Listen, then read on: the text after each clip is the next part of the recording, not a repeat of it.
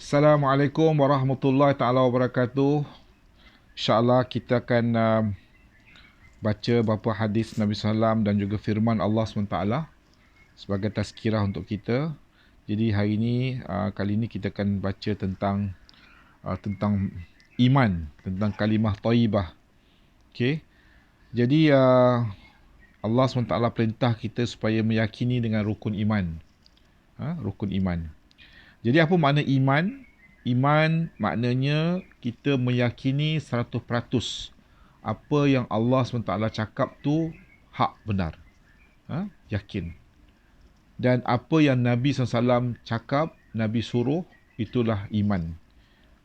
Maknanya kita mempercayai, meyakini 100% Allah SWT dan Nabi SAW beritahu. Dalam Al-Quran, Allah SWT berfirman dalam surah Al-Anbiya, Allah SWT berfirman kepada Rasulnya, dan tidaklah kami telah utuskan sebelum kamu mana-mana Rasul, kecuali kami wahyukan kepadanya bahawa sesungguhnya tidak ada yang layak disembah selain daripada aku, maka beribadatlah hanya kepadaku. Al-Anbiya ayat 25. Ini tentang iman. Sembah hanya kepada Allah. Dalam surah Al-Anfal ayat 2, Allah berfirman lagi, sesungguhnya orang-orang yang beriman ialah orang-orang yang apabila nama Allah SWT disebut, hati mereka menggeletar. Orang beriman ni bila sebut nama Allah, dia menggeletar hati dia. Ketakutan, hati mereka menggeletar ketakutan apabila dibacakan ayat-ayat Allah, maka ayat-ayat itu menambahkan kekuatan iman mereka dan mereka hanya bertawakal kepada Allah SWT, Tuhan mereka. Bila dengar je apa firman Allah, menambah kekuatan iman. Dalam surah lain, pada bahagian lain, Allah SWT berfirman, adapun orang-orang yang beriman kepada Allah SWT dan telah berpegang teguh dengannya, nescaya Allah SWT akan memasukkan mereka ke dalam rahmat dan kurniaannya dan akan memberi kepada mereka petunjuk kepada jalan yang lurus, yang terus, jalan yang lurus. Allah beri petunjuk.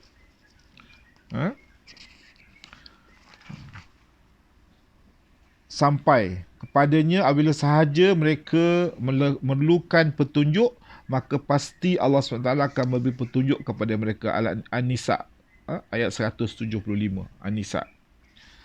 Sekali lagi kita dengar, pada bahagian yang lain Allah SWT berfirman, adapun orang-orang yang beriman kepada Allah SWT dan telah berpegang teguh dengannya, nescaya Allah SWT akan memasukkan mereka ke dalam rahmat. Allah beri rahmat pada kita dan kurniaannya, dan akan memberi kepada mereka petunjuk kepada jalan yang lurus, yakni jalan yang terus sampai kepadanya, kepada Allah. Apabila sahaja mereka memerlukan petunjuk, maka pasti Allah SWT akan memberi petunjuk kepada mereka. An-Nisa ayat 175. Ini semua berkaitan dengan iman dalam Quran. Lagi dalam surah Al-Mu'min ayat 51, Allah SWT berfirman, sesungguhnya kami akan membantu rasul-rasul kami dan orang-orang yang beriman di dalam kehidupan dunia dan pada hari kiamat, iaitu pada hari para malaikat, yakni pencatat amalan akan bangun untuk memberi penyaksian. Ini janji Allah. Maknanya orang yang beriman ni, Allah SWT akan bantu dia. Jadi kalau kita jadi orang beriman, Allah bantu kita. Ini janji Allah. Kita mau yakin. Bukan saja dekat dunia, pada hari kiamat, iaitu pada hari para malaikat pencatat amalan. Malaikat akan catat semua amalan apa kita buat dekat dunia ni. Allah berfirman lagi dalam surah Al-An'am ayat 82, orang-orang yang telah beriman dan mereka tidak mencampur adukkan iman mereka dengan syirik. Tidak mencampurkan aduk iman mereka dengan syirik, mereka lah orang-orang yang akan mendapat keamanan dan mereka lah orang-orang yang berada di atas petunjuk. Okey? Allah berfirman dalam surah Al-Baqarah ayat 165, dan orang-orang yang beriman sangat-sangat cintakan Allah SWT. Jadi kita kena jadi cinta Allah SWT. Kita kena jadi kekasih Allah SWT. Jadi sekarang ni kita mau dengar tentang beriman kepada perkara-perkara gaib dalam ayat Al-Quran. Allah SWT menceritakan dalam surah Al-Baqarah ayat 177, lantaran orang-orang Yahudi dan Nasrani berkata bahawa kiblat kami dan orang-orang Islam adalah sama, maka bagaimana mungkin kami akan dikenakan azab? Untuk menolak sangkaan mereka itu, Allah SWT telah berfirman, bukanlah suatu kebaikan bahawa kamu memalingkan wajah-wajah kamu ke arah timur dan barat. Malah kebaikan itu ialah sesiapa yang beriman dengan zat dan sifat Allah SWT. Beriman, ini buat iman lagi.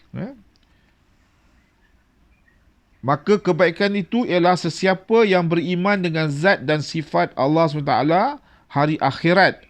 Ini beriman. Beriman dengan hari akhirat, dengan kitab dan para nabi. Dan dia juga membelanjakan hartanya kepada saudara mara. Ini Quran ni. Anak-anak yatim, orang-orang miskin, para musafir, orang-orang yang meminta sedekah, dan untuk memerdekakan hamba sahaya walaupun mereka cinta dan berhajat kepada harta itu. Dan dia juga menjaga solah. Jadi kita kena jaga sembahyang kita. Dan mengeluarkan zakat. Semua Islam ni wajib bayar zakat. Keluarkan zakat. Di samping akidah dan amalan-amalan itu, keadaan akhlaknya, dia menunaikan janji. Dan dia tetap tabah dan sabar dalam menghadapi kesempitan, kesakitan dan masa peperangan yang getir. Ini Allah suruh kita sabar dalam apa keadaan. Dalam kesusahan, dalam kesakitan, Allah suruh kita sabar. Mereka lah orang-orang yang benar dan mereka lah orang-orang yang bertakwa. Al-Baqarah ayat 177. Jadi tuan-tuan persekalian, ini daripada Quran. Apa yang Allah beritahu, apa yang Nabi SAW beritahu, kita yakin, kita amalkan. Kita penuh yakin, kita amalkan. InsyaAllah kita dapat kebaikan apa yang Allah janji. Itulah tanda orang yang beriman.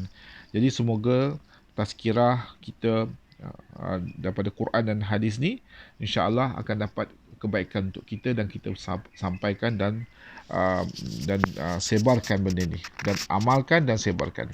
Okey. Assalamualaikum warahmatullahi taala wabarakatuh.